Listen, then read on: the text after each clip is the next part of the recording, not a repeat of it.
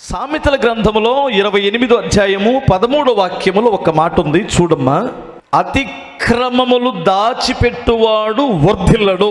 ఒకటే మాట, ఇంకా దానికి తిరుగులేదు, దానికి ఇంకొక అవకాశమే కనిపించదు. వర్ధిల్లడు. దానిని విడిచిపెట్టి వాటిని ఒప్పుకొని విడిచిపెట్టువాడు కనికరమును పొందును. అతిక్రమములు దాచిపెట్టువాడు వర్ధిల్లడు. జాగ్రత్తగా వినాలి, ఇది పాపము కాదు, అతిక్రమం. అతిక్రమం అంటే క్రమాన్ని పాటించకపోవడం, వాక్యాన్ని అనుసరించకపోవడం. మీరు గమనించాలి, అవిధేయత కనిపిస్తుంది ఇందులో, అక్రమం కనిపిస్తుంది. అతిక్రమం అంటే క్రమము వేరు, అతిక్రమం వేరు. ఎగ్జాంపుల్, నీకు ఇక్కడ 10 గంటలకు ఆరాధన అంటే మీరు చాలామంది అనుకుంటున్నారు అతిక్రమాలు అంటే ఏమిటి అని మీరు అనుకుంటున్నారేమో. 10 గంటలకు ఆరాధన అంటే ఆ క్రమాన్ని నువ్వు పాటించాలి కదా. జాగ్రత్తగా వినండి. లేదు, దేవుని సన్నిధిలో నువ్వు ఒకటి ఒప్పందం చేసుకున్నావు, ఆ ఒప్పందానికి అతిక్రమించకుండా బ్రతకాలి కదా. నువ్వు ఒక పరిచర్య చేయాలనుకున్నావు, దానికి వడంబడికి చేసుకున్నావు దేవుని దగ్గర, దాన్ని అతిక్రమించకుండా నడవాలి కదా. ఈ చిన్న చిన్న లోపాలు మీ జీవితంలో సరిచేసుకుంటే చాలు. వాటిని ఒప్పుకోవాలా, కప్పుకోవాలా.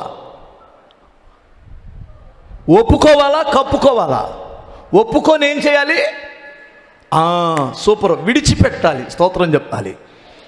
ఎలా విడిచిపెట్టాలని బైబిల్ చెబుతుందంటే, నాకు ఏవేవి లాభకరంగా ఉన్నాయో వాటిని పెంటతో సమానంగా ఎంచుకున్నాను అన్నాడు ఒక ఆయన. అంటే ఒక్కసారి విసర్జించినటువంటి ఒకను, బహిర్భూమిలోకి వెళ్ళినటువంటి ఒకడు విసర్జించిన తర్వాత దాన్ని ఎన్నటికి చూడడు, జ్ఞాపకం చేసుకున్నాడు. నువ్వు విడిచిపెట్టినటువంటి పాపాన్ని కూడా అంతే విడిచిపెట్టాలి. దాన్ని అప్పుడప్పుడు మరలు కొల్పపడకూడదు. ఒకసారి నువ్వు క్రమం తప్పి క్రీస్తు దగ్గరికి రానప్పుడు నువ్వు ప్రవర్తించావు, దాన్ని జ్ఞాపకం చేసుకుంటున్నావు? దాని విషయమై నువ్వు ఎందుకు మరలు కొల్పబడుతున్నావు? దాన్ని జయించలేకపోతే మీకు ఒక మార్గాన్ని చెబుతున్నాను, వినండి. నువ్వు మోకరించి దేవుని సన్నిధిలో, ప్రభువా, ఫలానా పాపం నా మీద నేరారోపణ చేస్తుంది, నాకు ఆ జ్ఞాపకాలు తెస్తుంది, నన్ను శోధిస్తుంది, నా అంతటికి నేను పవిత్రుడుగా బ్రతకడం నా చేత కాదు ప్రభువా, మీ రక్తములో నన్ను కడగండి, నాకు సహాయం చెయ్యండి అని కానీ నువ్వు మోకరిస్తే పరిశుద్ధాత్మ దేవుడు నీకు సహాయం చేస్తాడని బైబిల్లో రాయబడి ఉంది. అతిక్రమములు దాచిపెట్టువాడు వర్ధిల్లడు అన్నాడు. అర్థమవుతుంది కదూ? స్తోత్రం చెప్పగలరా? నేనేమంటానంటే, చూడండి, ప్రతిదీ కూడా దేవుడు చక్కగా అడిగిన తర్వాతే విడిచిపెడతాడు. అవ్వ ఆదాములు ఇద్దరు పండు తిన్నారు. దేవుడు కళ్ళులేవా, చూడలేదా, ఆయనకి తెలీదా? స్వేచ్ఛనిచ్చాడు. నువ్వు పండు తింటే తినొచ్చు, తినకుండా ఉంటే తినకుండా ఉండొచ్చు. దేవుడు ఎప్పుడు వచ్చి గబగబ వచ్చి నువ్వు ఒక తప్పు చేస్తున్నప్పుడు, నువ్వు ఒక పాపం చేస్తున్నప్పుడు, ఒక మాట మాట్లాడుతున్నప్పుడు మాట్లాడకూడదా మాట, అతిక్రమం వస్తుంది అని చెప్పడు. నీ ఇష్టం, నీ నోరు. ఒక తప్పు చేస్తున్నప్పుడు నువ్వు వెళ్ళి ఆ పాపం చేస్తున్నప్పుడు, ఆబా, ఎవడరా నువ్వు ఈ తప్పు చేస్తున్నావు అని ఎప్పుడు ఆపడు. అలా ఆపితే మనం బానిసలం అవుతాం. స్వతంత్రత లేదని అర్థం. పండు తిన్నాడు, ప్రభు వచ్చాడు, తిన్నాడు, వాడికి తినాలనిపించింది, తిన్నాడు, ఓకే, పోనీలే, తింటే తిన్నాడులే, ఇప్పటికైనా మించిపోయింది ఏం లేదు. వాడిని నేను బాగు చేసుకునే శక్తి నా దగ్గర ఉందని వచ్చి ఒక మాట అడిగాడు. ఆదాం అన్నాడు, రాలా. చూసారా, ఒక అతిక్రమం తన ముఖం చెల్లనివ్వల. ఒక అతిక్రమం దేవుని దగ్గరికి ప్రియగా రాలేకపోతున్నాడు, ప్రియగా మాట్లాడలేకపోతున్నాడు, ప్రియగా ఉండలేకపోతున్నాడు. ఎందుకంటే అతని అతిక్రమం తన మనస్సాక్షి తనను గద్దిస్తుంది. పలకలేదు. 3వసారి పలికాడు, ఎక్కడున్నావు? చోటలోనే ఉన్నాను ప్రభువా. మరెందుకు రాలేకపోతున్నావు? నీ స్వరం విని నేను భయపడుతున్నాను అన్నాడు. ఎప్పుడు లేని భయం నీకెందుకు వచ్చింది? అంతకుముందు స్వతంత్రుడిగా ఉండేవాడివి కదా. అసలు భయం నిన్ను ఎప్పుడు పట్టుకుంది? చేయకూడని పని చేసినప్పుడు, మాట్లాడకూడని మాట మాట్లాడినప్పుడు, అక్కడే నేను భయం పట్టుకుంది, అక్కడే నీ ముఖం చెల్లటం లేదు. ఎందుకు భయపడుతున్నావు? నేను తినొద్దన్న పండు ఏమని తిన్నావా అని అడిగాడు. అప్పుడు అడిగాడు, నేను తినవద్దన్న పండు తిన్నావా?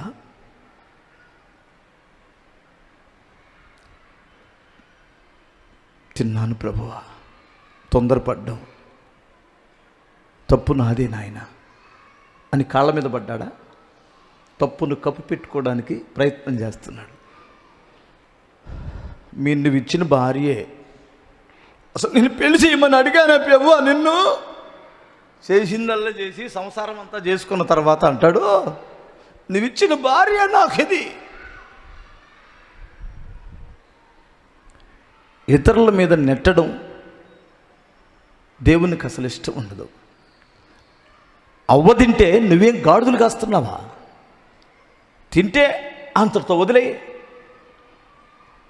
అవ్వ పెంట తినిందనుకో, తింటాడా? ఇతనికి కూడా ఆశ ఉంది, ఇతనికి కూడా ఆశ ఉంది తినాలని. అందుకనే గద్దించలా. ఏయ్, దేవుడు ఏం చెప్పాడే? ఎందుకు తిన్నావు దాన్ని? పళ్ళు రాలిపోతాయి, మళ్ళీ నాకివ్వబోతున్నావా? ప్రభు సాయంత్రం వస్తాడు, రాని ఆయన దగ్గర ఒప్పుకో. దేవుడు నిన్ను పవిత్రపరుస్తాడు, అంతవరకు దూరంగా ఉండు అంటే మనకి గతి పట్టేదే కాదు. తినమంటావా అన్నాడు. కొన్ని విషయాల్లో భార్యాభర్తలు ఏకీభవించాలి, కానీ కొన్ని విషయాల్లో ఏకీభవించకూడదండి. నువ్వు భర్త కానీ, భార్య కానీ, తల్లి కానీ, తండ్రి కానీ, ఎవడన్నా కానివ్వండి, కొన్ని విషయాల్లో ఏకీభవించకూడదు. ఖరాఖండిగా ఉండాల్సిందే దాని విషయంలో. ఇప్పుడు నువ్వు ఏకీభవించమన్నాడు? భలే ఏకీభవిస్తారు కొన్ని విషయాల్లో. అననయ్య సపీరాలు భలే ఏకీభవించారు. అంతకే అమ్మితి అన్నయ్య అనింది. అసలు నువ్వన్నా మారవా? ఆడేదో బుద్ధి గడ్డి తిని అబద్ధం ఆడి దేవుని సొమ్ము తినేసాడు అనుకో, మరి నువ్వన్నా మారవా? ఛీ, ఈ అమ్మాయిని కూడా తీసుకెళ్ళి పాతి పెట్టేయండి అన్నాడు ఒకటే మాట. ఎందుకంటే దేవుడు అతిక్రమము చేసిన వాడిని చంపడం లేదు, దేవుడు అతిక్రమం చేసిన వాడిని విడిచిపెట్టట్లేదు. దానిని ఒప్పుకొని విడిచిపెట్టనటువంటి వాడంటే దేవుడికి భలే కోపం.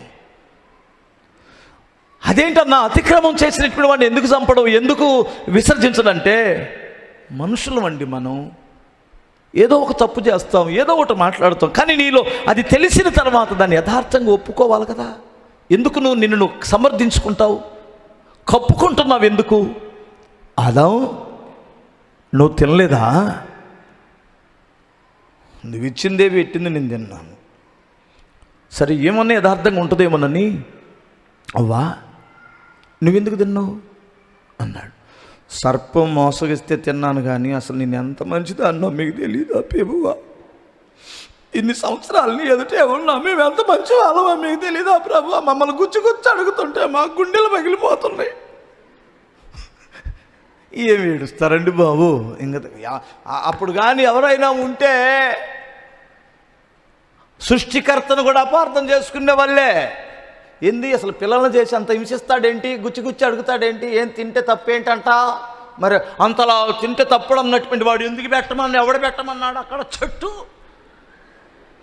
మీ ఓటోళ్ళు ఉంటే ఖచ్చితంగా యేసు సృష్టికర్తను కూడా మీరు ప్రశ్నించే వాళ్ళే, నాకు తెలుసా విషయం.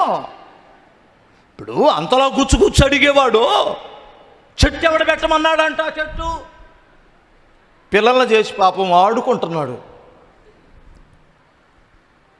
ఖచ్చితంగా మీ బోటి కరుణా హృదయులు ఉంటే మీరు కూడా యేసుప్రభు మీద కేసు పెట్టేవాళ్ళు, ఆయన తప్పు పట్టేవాళ్ళు ఆయన కూడా.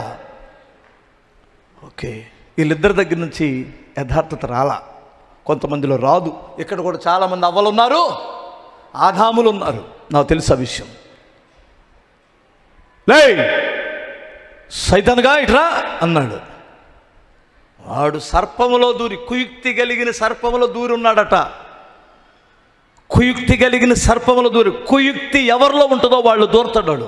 ఎందుకంటే మీరు గమనించండి, యూదా ఇస్కరియోతు గాడు కూడా కుయుక్తి కలిగినటువంటి వాడు. ఇటు ప్రభుతో ఉంటాడు, అటు వాళ్ళతో మత నాయకులతో ఉంటాడు. అందుకని వాళ్ళు దూరాడు. వాడు రా అన్నాడు, వచ్చాడు.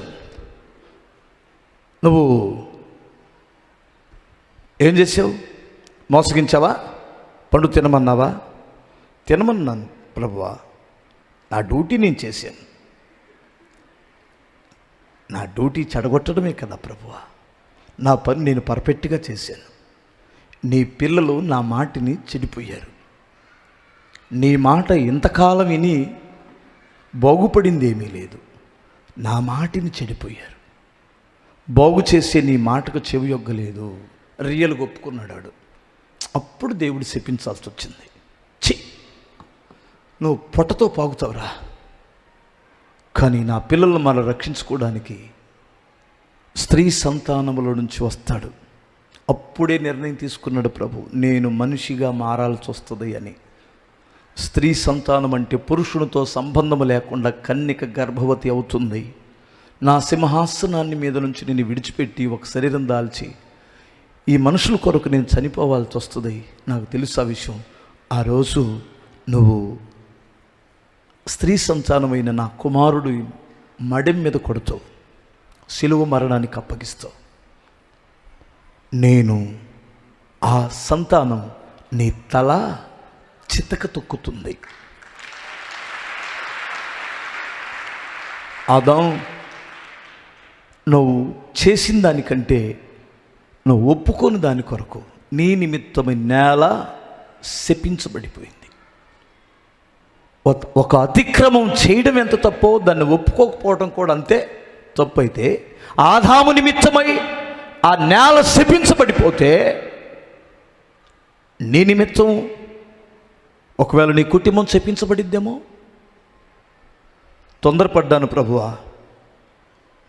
నేను పనిచేసే దగ్గర ఒక అమ్మాయి నన్ను ఆకర్షించింది.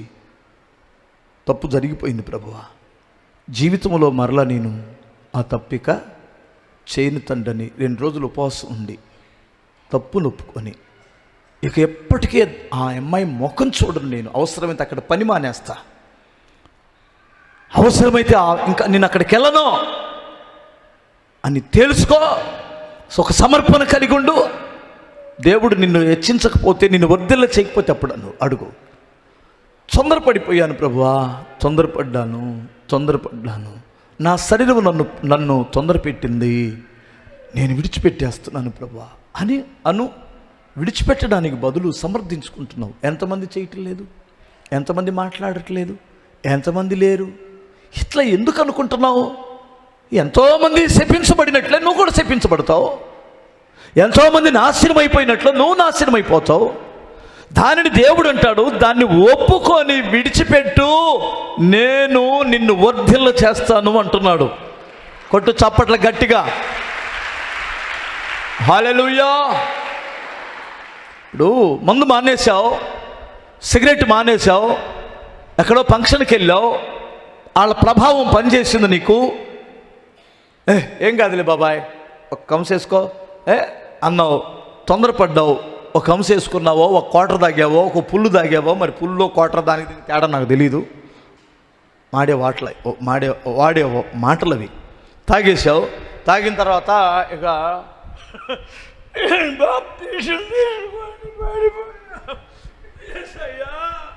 అన్నావు. ఇక నేను పడిపోయాను, రేపు కూడా తాగేస్తానని తాగుతున్నావు. ఆ తెల్లారి పొద్దున ఆదివారం రమ్మంటే నాబోటి పాపిష్టోడు రాకూడదే. ఇక దొళ్ళాను, సారాయ సాగరంలో పడి ఎత్తుంటాను, నువ్వు వెళ్ళు.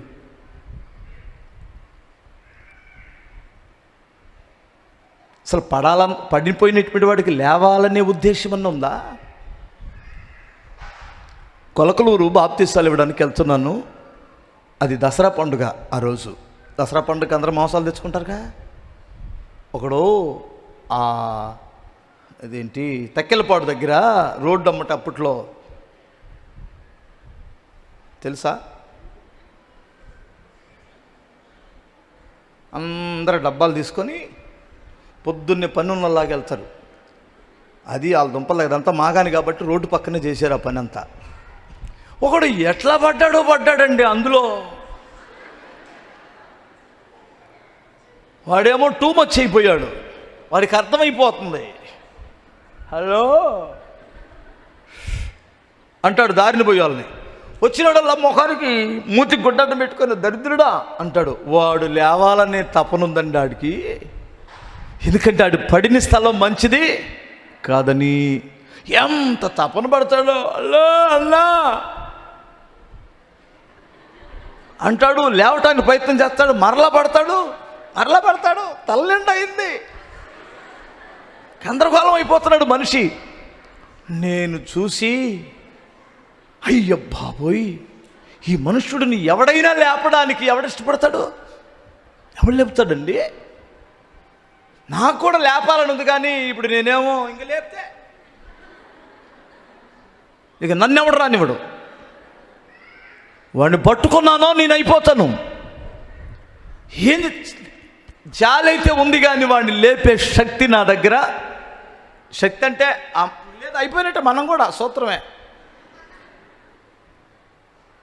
ఇదే పరిస్థితుల్లో ఒక మనుషుడు పడిపోయినప్పుడు 2000 సంవత్సరాల క్రితం తను మురికి చేసుకొని, తను పాపిగా మారి, తన యొక్క ఆ అసిద్ధములో పడినటువంటి మనుషుడిని పైకి లేపడానికి వచ్చిన ఏకైక త్యాగమూర్తి ప్రభు అయిన యేసుక్రీస్తు. కానీ నువ్వు ఒప్పుకోవాలి కదా, అసలు లేవాలనే ప్రయత్నం చేయాలి కదా, లేపమని అడగాలి కదా. అయ్యా కాలు జారి పడిపోయాను నాయన, నన్ను లేపు నాయన అంటే నా దేవుడు లేపుతాడు నిన్ను, అతిక్రమములు క్షమిస్తాడు. హల్లెలూయా. ఆకాను అనేటువంటి వాడు రే మళ్ళీ ఎవడరా శపితమైనటువంటి దాన్ని తీసుకొచ్చుకుందనుకుంటే ఆ సీట్లు వేసి అంత అంగామా జరక్కమునిపే గబగబ యెహోషువ దగ్గరికి వచ్చి ఒక మాట చెప్పాల్సింది. ఆకాను, అయ్యా నేనే తీసుకున్నాను, నన్ను క్షమించండి, కావాలంటే మళ్ళీ అక్కడే తగలబెట్టేసి వస్తానంటే సరిపోనీలేరా ప్రభువా ఈయన్ని క్షమించు నాయన అని అడిగి ఉండేడేమో. ఒకవేళ గెహాజీ అనేటువంటి వాడు దైవజనుడు అడిగాడు, రే ఎక్కడికి వెళ్ళావు? నేను ఎక్కడికి వెళ్ళాను పేపా, నేను ఎక్కడికి వెళ్ళాను, ఎక్కడే ఉన్నానుగా అన్నాడు. ఆడు ఎక్కడెక్కడ తిరిగి వస్తాడు, ఎక్కడే ఉన్నాను అన్నాడు. ఎందుకురా నువ్వు అబద్ధాలు ఆడుతావు? దోపుడు సొమ్ము కొరకు నువ్వు పరిగెడుతున్నప్పుడు నా మనసు నీతో రాలేదా? ఇది దాసీలు, పొలాలు, ఇళ్ల స్థలాలు, తోటలు, ఎండి బంగారాలు సంపాదించుకోవడానికి ఇది సమయమా? అసలు మన పని అదా? ఎందుకన్నా దోపుడు సొమ్ముకి ఎగబడ్డావు? ఆప్టల్ దోపుడు సొమ్ము, అది ఎందుకు నువ్వు దానికి ఎగబడ్డావు? ఇక్కడ నీకు తిండి తక్కువైందా? నేను వద్దన్నాను కదా, అది ఆ కానుక నేను వద్దన్నాను కదా. ఇప్పుడు ఆ కుష్టివ్యాధుడి దగ్గర కానుక నాకు వద్దని నేను చెప్పాను కదా, నువ్వు ఎందుకు ఎగబడ్డావు? ఆ కుష్టివ్యాధి నీకు నీ సంతతికి తరతరాలు ఉంటుంది పో అన్నాడు. అదే ముందే చెబితే, అన్న నేను గబానా వెళ్ళాను, నీకు అర్థమైపోయిందని నాకు తెలియలేదు, తొందరపడ్డాను, ఎండను వస్త్రాలు ఇంట్లో పెట్టొచ్చాను, లోపల ఉన్నాయన్న అంటే ఎంత బాగుంటుంది? ఒకవేళ క్షమించేవాడేమో దైవజనుడు స్తోత్రం చెప్పగలరా? కొన్ని మన ఇంట్లో ఉన్నటువంటి అతిక్రమాలు మనల్ని పాడు చేస్తాయండి. నీ ఇంట్లో నీ హృదయంలో దేవునికి అతిక్రమమైనటువంటిది ఏదుందో దాన్ని తీసేసేంతవరకు మనం వర్ధలమనే సంగతి నీకు తెలుసా? కొంతమంది నా దగ్గరికి వస్తుంటారు ప్రార్థన చేయించుకోవడానికి, వారికి పొరపాటున స్వస్థత రాదు. ఎందుకనంటే వారి మొల్లోనో, వారి కాలుకో, వారి మెళ్ళలోనో ఒక అంతరం వేసుకొని వస్తారు. వీళ్ళ విశ్వాసం అంతా ఎట్టుంది? అంతరాల మీద. ఎందుకు తగ్గితే రోగం? పిల్లలకి రోగాలు వచ్చి నేను తీసుకొని వస్తే వాళ్ళ దగ్గర ఏదో ఒక అంతరం, 50 రూపాయల అంతరం నీ జీవితాన్ని మార్చేస్తుందా? ఒక మాంత్రికుడు తను ఆరాధిస్తున్నటువంటి దేవతని తను వశపరుచుకుంటాడు కదా, అతను చెప్పినట్లు చేయాలి, లేదా నోరు కట్టేస్తాడు. సృష్టికర్త అయిన దేవుడి నోరు కట్టేసే దమ్ము ఎవరికైనా ఉందా?